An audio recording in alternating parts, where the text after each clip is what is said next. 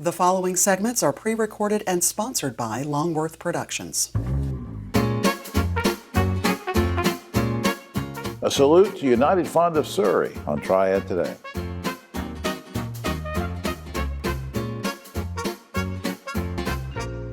Hello everyone, I'm Jim Longworth and welcome to a special edition of Triad Today, coming to you from the beautiful Senior Botanical Garden in Kernersville.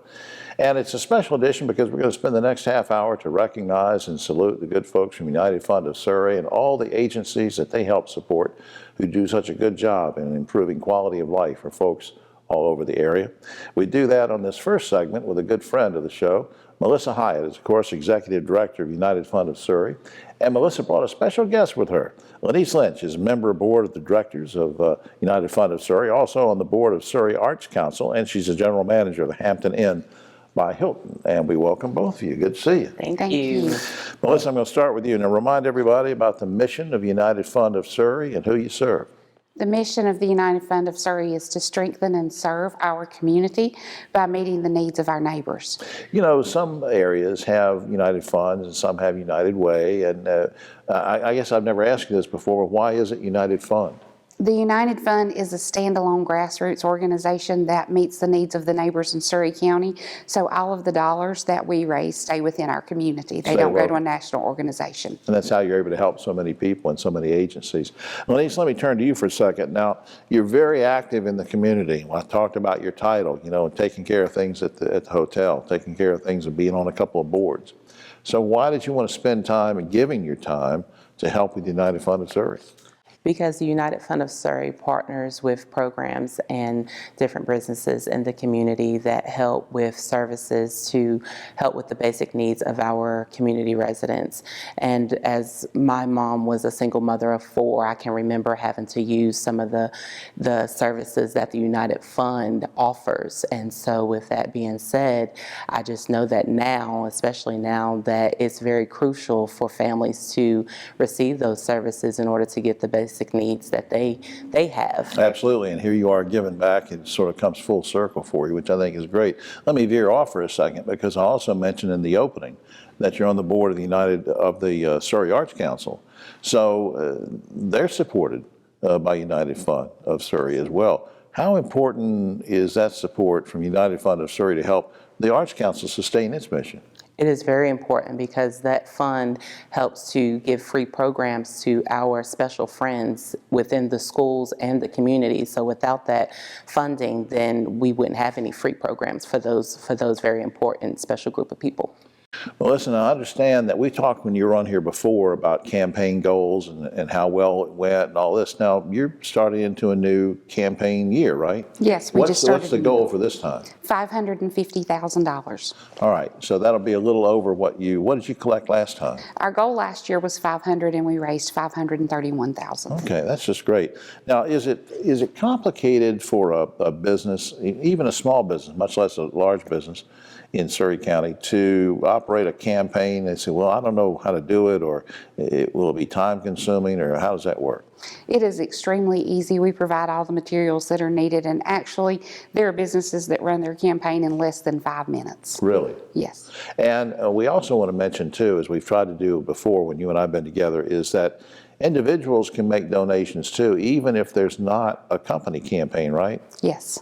What do you like for folks? Well, if they go on the website, we'll give the website in a second, but when they do that, is there a way for people to make a donation if they go to the website? Yes, and we survive off of individual donors, business donations, and workplace campaigns. So we have quite a few individual donors, and they can do that by clicking the donate button on our website. All right, okay.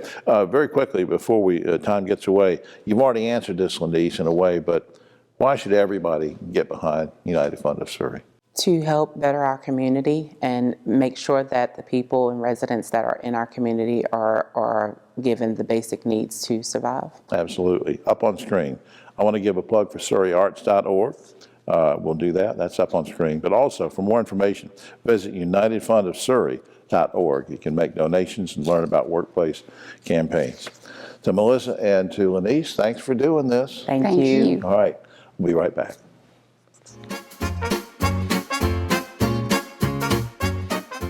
Need help buying food? Everyone needs help sometimes. Food and nutrition services may be able to help you buy food and free up your money for other expenses, such as utilities and medicine. To receive F&S assistance, households must meet income limits. You may be able to get assistance even if you own a home, car, land, property, or have a retirement plan or money in the bank. Second Harvest Food Bank of Northwest North Carolina team members can help you with the application process over the phone. To receive help or if you have any questions, call 336-422-7758. When storms hit, we're here for you. With new grid technology that can reroute power to avoid outages and better communication to keep you in the know. And as we transition to a cleaner energy future, we'll still be here for you, keeping your costs down even as we work to expand renewables and explore new energy sources. We're Duke Energy, and we're building a smarter energy future for you. Hi, I'm Jim Longworth, reminding you that Triad Today is now streaming on WFMY Plus, available free on Roku and Amazon Fire TV.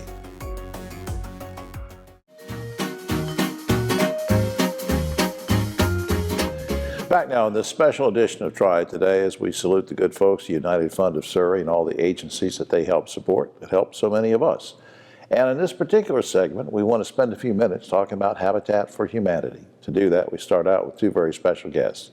Marlon Yoder is Executive Director for the Greater Mount Airy Area Habitat for Humanity, and also with us is Barbara Blood. She's an AFLAC Associate and Board Chair for Habitat for Humanity in Mount Airy. Good to see you. Thank you. Barbara, I'm going to start out with you just very quickly to get us going. What's the mission of Habitat for Humanity? Well, we seek to put God's love into action, to provide hope, a community, and help, and providing families with a decent place to live. All right, now that leads me to this, Marlon. How do you know that what are the criteria that somebody has to qualify for to be able to have a house built for them under Habitat for Humanity? So, Jim, we qualify families on three simple criteria. One is need. I'd love to have a new home, but that doesn't qualify as need, so need. The second one is we look at financial information. While we don't give the houses away, we sell them back to the family at no interest, and that's what makes it affordable. And then are willing to partner with us to go through homeowner education courses and help build the house themselves. All right. Now, are you building any homes right now in the area? We are. We have one new home under construction, and we just set the walls this past week. And that is for Stacy and her two daughters. Now, Barbara, let's talk about sweat equity for just a second, because off camera, before we started doing the show, we were talking about Jimmy Carter, former president, who puts in a lot of sweat equity in helping Habitat. How much of that is expected from an owner who you're helping with to get the house built? Each adult needs to spend 250 hours of sweat equity. All right. So they're really involved in there. I mean, that's why you see some of the photos of people using a hammer or screwdriver in there helping themselves. Marlon, do you need volunteers for this program? So we run on volunteers. Another way that we make it affordable is we do as much volunteer labor as we can to build the house, and that helps keep it affordable. So we have great opportunities for volunteers to come out and learn new skills. Are there various things that people can do according to their own abilities? I mean, how do you decide? You know, somebody will say, hey, Marlon, I want to volunteer, but gee, I don't know if I can lift this or hammer that, or what do you say? So we say, come on out. You don't need any skills. We will teach you, and we have great volunteers that are crew leaders, that are site leaders, that work with people to teach them how to do things. Now, I think I saw in an email from you one day something about the Restore, the Habitat for Humanity Restore. What's that all about? So we have a retail store in Mount Airy that collects gently used home goods, furniture, and other items that we sell to the public at discounted rates, and then we use that to help fund our program. Right. Barbara, how important do you think support is from United Fund of Surrey to help Habitat for Humanity sustain your mission? How important is that support? Well, I would say that the biggest thing we get from United Fund is the fact that we're collaborating, we're getting education. They have so many other agencies, and if we all work together in the community, then we're helping each other. And so I look forward to working with the United Fund. Absolutely. And Marlon, just to sort of close things out, why should everybody help with Habitat? whether they come out and volunteer or not. I mean, you can donate or what? I mean, tell how folks get involved. Sure. So it's important for everyone to get involved. And nonprofits are community-based, owned by the community that they serve in. And so the stronger the community involvement, the stronger the nonprofit, and the stronger our community will be. Absolutely. Up on screen, MountAiryHabitat.org is the website you can go to find out more information. That's, again, say it again, MountAiryHabitat.org. I hope you will do that. And also, please visit the general website for United Fund of Surrey. It is, of course, UnitedFundOfSurrey.org. Please visit that because you can learn about doing a workplace campaign or making individual donations. And speaking of individuals, two fine ones right here. Thanks for all you're doing for the community. Thank you. Thank you for having us. We'll be right back after this.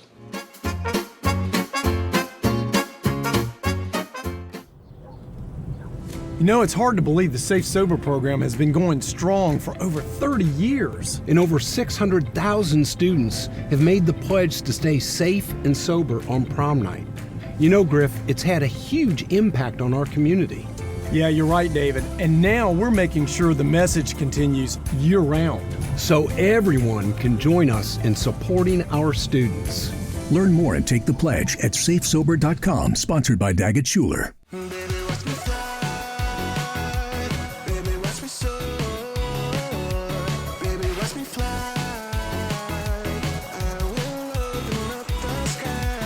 Fly local, fly easy, fly PTI.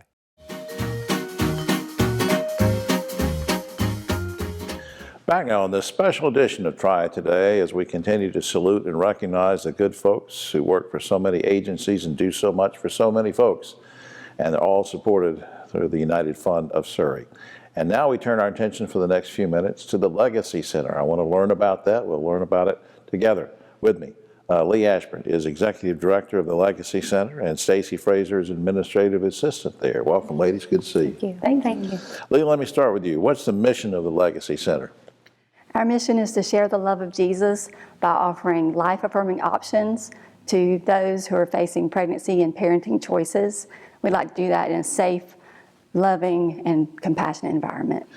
Have you seen a rise in the need for your services over the last year or so? We really have. This past year, our services, we've seen at least a 70% increase in the need in our clients. For the guys that are watching, they may think, well, gosh, that's great. You know, Lee's going to help the moms, the prospective mom, but you help prospective dads too, right? We do. We absolutely do. We love to see the dads come in. Sometimes they come in with the moms, or we also have fatherhood classes just for the dads. Stacey, talking about that, what kind of classes do you all offer? What kind of topics do you cover? I mean, tell me about that. We offer birthing classes, pregnancy classes, toddler classes. We offer birthing classes, breastfeeding classes. And those are all things that people, you know, you think, well, this is natural or that's natural, but it's not when it's the first time, right? Right. So the pregnancy classes, we do first, second, third trimester, pre and postnatal classes as well. So it walks with the mama from when she first gets the news that she's pregnant all the way through till she gives birth. Right. Did I see an email from Lee or something one day, Stacy, about grandparents can take classes? What? Tell me about that. Yes, absolutely. We encourage a support person to come with the moms and the dads as well to the classes. So we encourage the extra support. Now, I also read something about a baby boutique. What is that? Yes. Stacy, you want to talk what's about a baby boutique? The baby boutique, we absolutely love to share about it. It's a baby boutique that's open for our clients. And when our clients walk in to our boutique, we have all items for babies. It's just full of baby items for ages up to 2. So we offer diapers, wipes, car seats, baby beds, baby for formula. We offer baby food, anything baby items, we have it. Well, that's just great. Now, either of you can answer this, I guess, but is there a need for volunteers or counselors or instructors? Is that something you're in need of? Absolutely. We're definitely in need of volunteers to help in the boutique, put up items, to organize and also volunteers to meet with the clients as peer counselors. Yeah. Now, what kind of things can I do if I call up and I say, hey, Lee, I saw you on TV and I want to volunteer, but what kind of things can they do?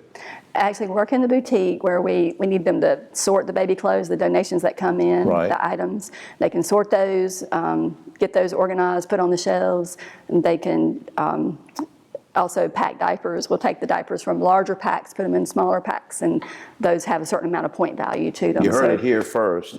Lee's talking about packed diapers. We're getting that. That's a whole nother discussion. Hey, seriously now, how important is the support that you get from United Fund of Surrey in helping to sustain the mission of the Legacy Center? How important is that? It's very important. We're excited about their monetary support, of course. That helps us. All of our services are free. So that's great to have. But also just to have their backing with helping us with our marketing. And yes, they've offered that to us. We appreciate that. And having our name linked with them and having that as part of a local group of people that we're all working together as a community to make our community better. Right. I can tell by the look in both of y'all's eyes that this means a lot to you. It's very gratifying to you, isn't it? It is. In working with moms and dads and grandparents. And I don't know why they're looking at me when I said grandparents, but they're working with everybody. Up on screen, correct me if I'm wrong in this, but people can go to Legacy Mount Airy, that's MT Airy, legacymountairy.org, or I think you have a 24-hour line too, the 800-712-HELP, is that right? So call that if you need them. And please visit unitedfundofsurrey.org for general information on how you can donate or do a workplace campaign and many other things. Thanks, ladies, for doing this. Thanks for all you're doing for moms and dads. Thank you so much. And babies. Thank you. We'll be right back after this.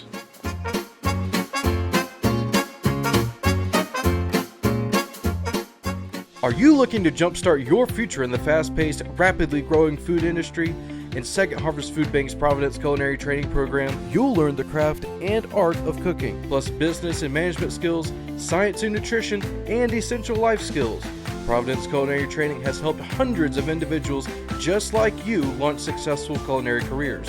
There's no reason to wait to turn your passion for food into an exciting career.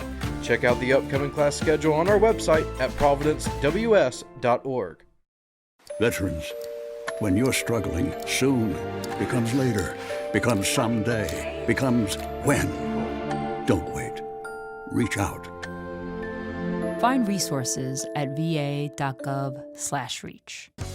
Hi, I'm Jim Longworth, reminding you to catch my column Longworth at Large and Yes Weekly every week. It's available throughout the Triad, or you can go online, yesweekly.com.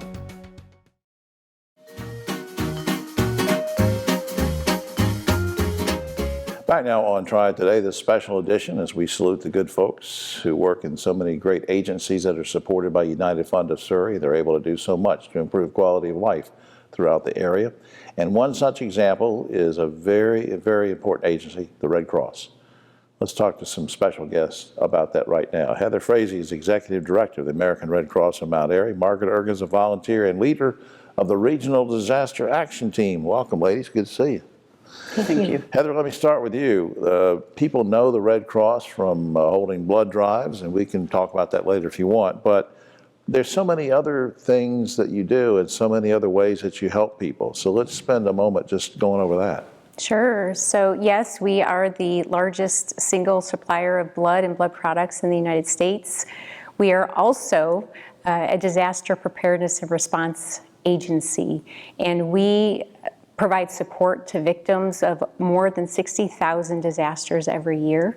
In addition to that, we also provide services to military members, veterans, and we train millions of people every year in first aid, CPR, water safety, and other life-saving skills. Now, how important are volunteers to the Red Cross? They are essential. They are part of our mission. If you were to read our mission, it says, immobilizing the power of volunteers to do our work. And without volunteers, we could not do all of the work that we do. They make up 90% of our workforce, and we have over 300,000 who help with American Red Cross in the United States. They do everything. So what kind of training, if I want to volunteer though, I mean, do I need a certain kind of training to volunteer or what? So every volunteer is trained depending on what interest they have and what's the best fit for them. The training might be online, it might be virtual training, it might be in person, it might be on the job. It really varies depending on the activity. The best part is that we have other volunteers like Margaret who are there to support and guide. Margaret, let me ask about this. I mentioned in your title about the Disaster Action Team. Yes. What does that team do exactly? We're on call 24 hours a day, 7 days a week, 365. When the fire service goes out and there's been a house fire typically, or some other disaster like, oh, God forbid, a tornado, right? We get the phone call from the 911 center and we dispatch volunteers to go out and either shelter if it's a large-scale disaster like the tornado response. Right. But typically it's the single-family fire where a family may have lost everything. And even with insurance, if it's 3 a.m. and your wallet burned up, oh yeah, you don't have anything. So we go and we give the family assistance right there at the scene. But to me, the most important thing that I give folks is hope. That there's somebody out there that cared to get up in the middle of the night and come out and help me. And you see people at their very, very worst. They're panicked, they're frightened. I mean, what kind of comfort are you able to give? I mean, sometimes is it a drink, a soft drink, or a meal, or just a comforting word, or what? Usually it's a comforting word. Most of the time when I'm finishing up with a call, at a minimum, I give people a hug. I always ask permission, but yeah, you're giving them a little bit of hope that somebody cares. I just think that's great. What a great story. And when, Heather, when you're talking about volunteers and the importance of volunteers, we've got the poster girl for volunteers right there. Couldn't agree more. Heather, let me ask you something. Now, we talked about United Fund of Surrey at the beginning of the show. How important is their support to help you sustain your mission? It's incredibly important. We're so grateful for the 11 years that we've already been a partner agency with United Fund of Surrey. And they do more than through their support. We are able to directly impact clients of disasters, but they do more than that because they're a wonderful community convener. They bring us together so that we can learn more about the resources available, and that way, as Margaret was saying, when we have those folks that are experiencing their worst moment, we are able to help, and then we're also able to connect them with the other resources available. Well, up on screen, I want to mention that you can call 800 Red Cross for more information. Please do that. But also, as we've said throughout the program, please check out UnitedFundOfSurrey.org, that website where you can donate or learn about workplace campaigns and that kind of thing. Heather and Margaret, I just appreciate what y'all are doing so much. Thank you. Thank you. We'll be right back after this.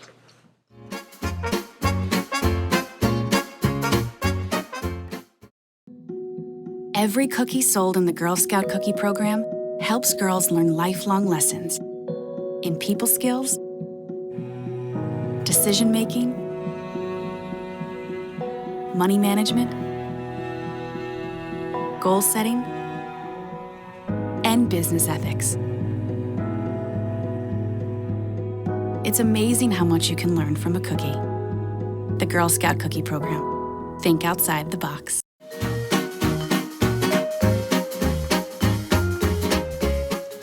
Back now in this special edition of Triad Today, as we salute the good folks from United Fund of Surrey and all the individuals and agencies that do so much to improve quality of life for folks in the area. And right now we want to speak with someone who does a lot for the area, and that's Austin Love. He's chief of the Mountain Park Rescue Squad, and welcome to the show. Hey, thank you for having me, sir. We were talking off camera. How would you describe to somebody the areas that you can respond calls to? What area do you serve generally? So our primary area, a lot of people know the township as Bryan, but we respond primarily in areas like Mountain Park, communities of Devotion, Capps Mill, Red Hill Creek, some parts of Elkin and Dobson. Now, I know that there's some folks when they watch TV shows and they see rescue squads and things like that. In some of the bigger cities, you'll find people who are paid to be on a squad and others that volunteer. You're mainly a volunteer organization, right? Yes, we're 100% volunteer. Now, so, you know, how are you short any volunteers? Do you need more volunteers, or how does that work? Oh, we can always use more volunteers. So volunteerism works on this basis of, you know, we don't expect you to leave your everyday job or whatever brings the money in to run the call. So you have to have people around the clock available to run that call. So there is never a max on volunteers with us. All right, but now what kind of training would I need to get if I want to help out and be a volunteer? So starting out, you don't need anything. We will actually pay for the training and send you where you need to go.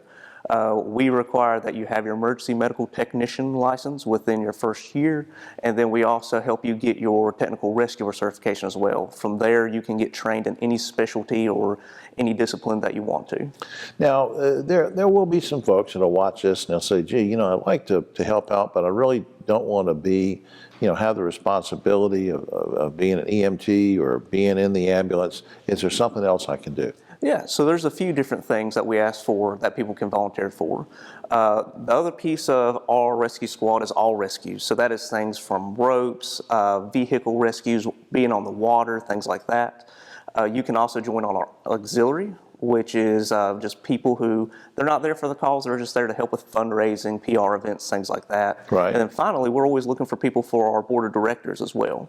Okay, so there's something for everybody to try to volunteer, but especially you're always looking for folks that they're EMTs or want to get that training. Oh, absolutely. Now, I understand, I think you sent me an email one day and said something about a new facility that you're building. What's that all about, and how's that going to help the community? Yeah, so right now, Mountain Park Rescue Squad is hosted with the Mountain Park Fire Department. We are two separate entities, but we're in one building. Right now, our apparatus, which is our vehicles, are all smudged in multiple bays. We have vehicles that are outside unprotected from the weather. And so this will actually be our first facility. We'll be the last emergency service agency in the county to actually have our own facility. That'll be good. Yes. So what we're working to do is Mountain Park's very small, very under-resourced, and often neglected when it comes to investment. So we're trying to make this and take it under our belt to make it a community center. We want things like our other smaller nonprofits, like our youth foundation, to be able to move into it with us. And we want to make sure that the community can utilize it all together. Talking about resources, how important is support from United Fund of Surrey and trying to help you sustain your mission? That's absolutely critical. So United Fund gave us they're very grateful in giving us a allocation this year to help us with all our different needs. And that amount of money can go from anything from whether it's putting fuel in the truck or keeping the lights on, or it can even go to buying protective equipment for our gear. Every little bit absolutely adds up and helps. Every little bit can end up saving somebody's life. I think that's what people have to realize. Very quickly, we're almost out of time. Why did you want to be in this field? Funny enough, it was pitched to me more like an adventure hobby, I guess. And so I got in there like, would you like rappelling off mountains, things like that? I was like, sure. The reason I stayed though was when I got into it, I realized that this is it. This is all the rescue. This is all the emergency services there are. Nobody else is coming if I don't come. Yeah. And so the reason I got in was totally different than the reason I'm here now, but I'm glad to be here nevertheless. And we're glad to have you. And I want to give a plug for, I believe your website people can go to is rescue83.org. Yeah. And if you want to volunteer or donate, please do that. And also another shout out to our good friend Melissa Hyatt and all the good folks at United Fund of Surrey. It's unitedfundofsurrey.org is their general website. We appreciate all of Melissa's help in trying to set up this special edition of Triad Today. For all of us here, I'm Jim Longworth. We'll see you next time.